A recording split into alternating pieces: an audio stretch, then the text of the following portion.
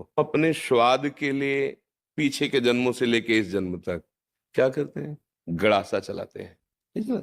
गर्दन काट दी, पैर काट दिए, और जब हमारे कटने का नंबर आया, एक मांडव्य ऋषि हुए, ऐसे हाथ उठा करके पैर के अंगूठे के बल मंत्र जाप कर रहे हैं। ध्यान से सुनना। कुछ चोर लोग राजा के खजाने में सेंध लगा दी। ओ, अगर बचाव पक्ष जोर का होता है तो फिर चोर पक्ष भी जोर का होता है। अगर नए नए क्रम बचाने के निकलते हैं तो नए नए उनकी सोच उसमें चोरी करने की निकलती है।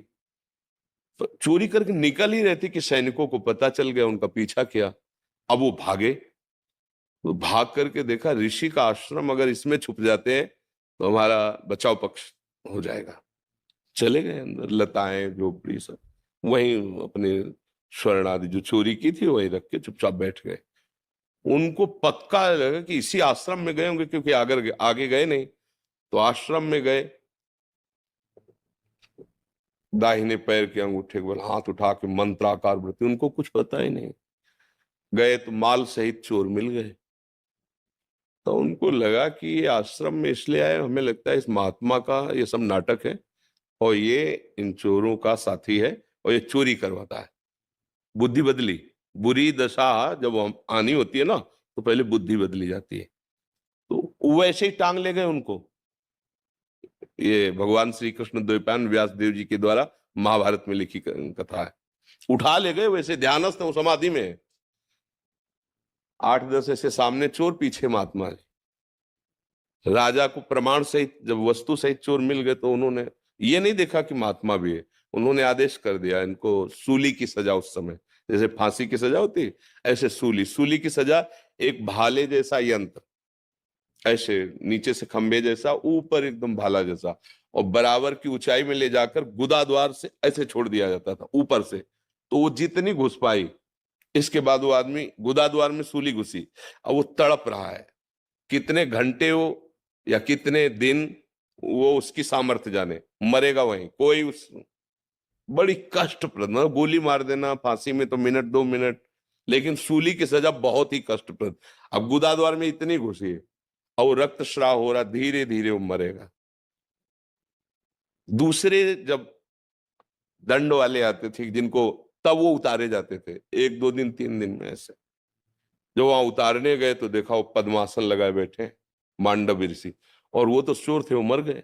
उनको हटाया, भाग के गए राजा से, कोई अपराध बन गया। वो तो कोई सच्चे महात्मा थे जिनको हम पकड़, बोले महात्मा को क्यों पकड़ के लाए? बोले महाराज हमको लगा कि वो आश्रम में, तो अब वो भयभीत हो गए, क्योंकि आगे गाय और ब्रह्म ऋषियों को करके गए। वो कहा महाराज मुझे बिल्कुल पता नहीं था, आप क्षमा कीजिए, मेरे से अपराध बन गया। उनका नहीं, बस ये हटाओ, सूली से मुझे उतरवाओ, मैं तुम्हें दंड नहीं दूंगा, मैं सीधे धर्मराज को दंड दूंगा, उतारू तो मुझे। लाख उपाय किया गया, वो शूली उनके गुदा द्वार से हटी ही नहीं, काट दिया गया।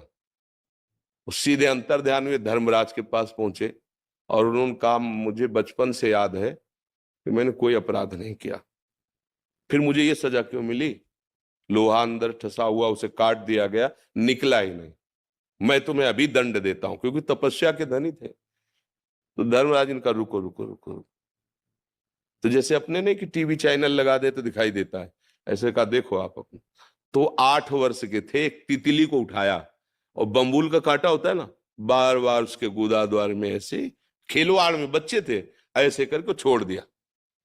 बोले उसका फल है ये कि सूली निकाली नहीं गई, अंदर धसी हुई है, क्योंकि कांटा निकाला नहीं था। तो आप अपने योग बल से सह गए, नहीं तो जैसे तितली मर गई थी वैसे तुम्हें मर। एक तितली के गुदा में कांटा डालने से, ये महर्षि हैं इतने सामर्थ्यशाली कि सीधे जहां न्याय होता है वहीं पहुंच गए धर्मराज के पास।